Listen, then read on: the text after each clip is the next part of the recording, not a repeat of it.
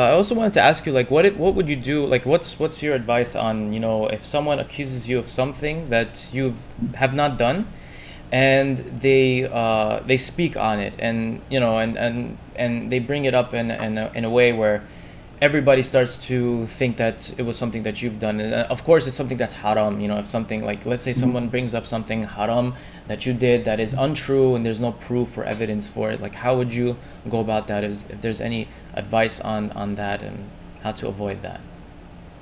I think the first thing I can tell you is we need to build our brand in terms of having the personality is actually a brand, Yeah, yeah. building your personality as a brand the way that people know, you know what, this person would never do that. Do you understand that? Yeah, So yeah. if in your personality there are a lot of holes and people say something, oh, it could be, it's possible, then it's difficult to deal with that. It's really difficult.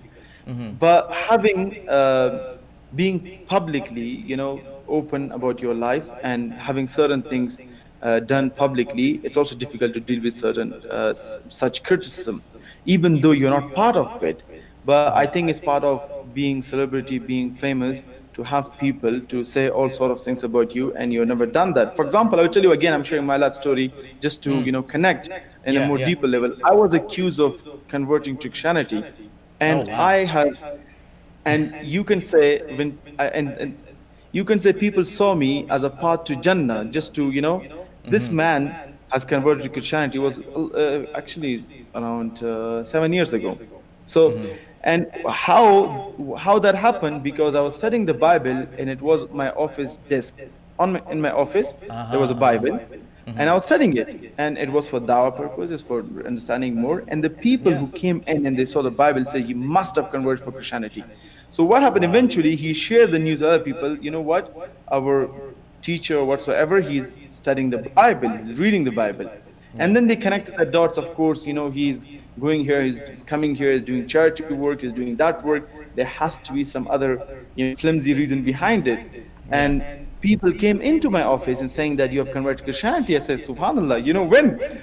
And they had That's all crazy. evidence, and the whole city, actually, the media took that even. And I Wow. said, no, I've never turned to Christianity. This Bible is here just for study. Doesn't mean I have a Bible in my room that I've converted to Christianity. Yeah, Yes, yeah. that's actually part of it. But I think the best advice that I can give is that we can build the personality, the brand that people, even they attack, other people completely reject it. Bro, you're wrong. That's right. Yeah, that makes sense. That makes sense. I think there was a saying Muhammad alayhi salam used to say, about lies that have no legs or something like that. I forget the statement, but it was a really good one that he said about, if you're not sure or if you don't know, then it's better you say nothing at all. If you're going to. Yet, of course, there's a hadith that, Yeah, I mean, yeah, yeah. it's enough for the hypocrite just to copy and paste without testing, checking the matter. And accusing someone is actually a major sin of something, even if the person has committed a sin. And because of this sin, other people will not be affected, and there's no khair coming out of it. There's no need for you to talk about it. Wallahi, there's no need. There's no khair coming out of talking about other people's sin. And the صح. second hadith I can share with you, that if you cover other people's sin, Allah will cover your sin. And I'm telling you, Yeah. this is very important, and people should do that. What happens sometimes, we try to focus on other people, we forget our own self, who we are and what we're doing. I was speaking to certain ex-Muslims back in 2018 and 17, and these some of the ex-Muslim, they have really, you can say, not really appreciable manners and attitude towards a Muslim. They Yeah, are yeah, I very can emotional, understand. and I was dealing with them. One day, wallahi, I noticed that I've changed my own personality. And I'm speaking to them the way they're speaking to me, and I stop it immediately. Sometimes it's not like, for us, in order to save other people, you shouldn't be losing yourself. I'm telling all majority of Dawah brothers, you shouldn't be the path to Jannah for other people, and you fail in Jahannam because your pillars are not strong enough. So it's very Wow. important. We are not here to save others. We are here, first of all, to save ourselves in terms of akhirah, and then we can reach to other people. And that philosophy is also applied on airplane. Every airplane will tell you, in lack of oxygen, first attend to yourself before you attend your Yeah. children. This is a policy That's a even great there. analogy. Yeah, yeah. So if you can't take care of your own morality and you're doing all sorts of things and you can't take care of your own iman and sincerity, then akhi, the best is that you shouldn't worry about other people. You have enough worries about yourself and you should focus on that. Yeah, yeah, that's very very true. Very important that we sometimes we also like we notice ourselves, you know, taking shape of the other people to try to get to them to so they could listen to us. We try to be like them so this way we could go down to their level so they could kind of see, because you know sometimes if you talk to them in you know, for you know, everybody has a different level you have to meet them at. So if you talk to them in a certain way, they might feel like, oh, why is he talking down on me? Why does he think he's better than me? You know, like that's one of the biggest things that people always say, especially when you're trying to just like help them or guide them. Do you think you're better than me? Like, you know, just let me do what I want. You know, I know what I'm doing, and that's a really big one. And sometimes it's hard to maneuver around.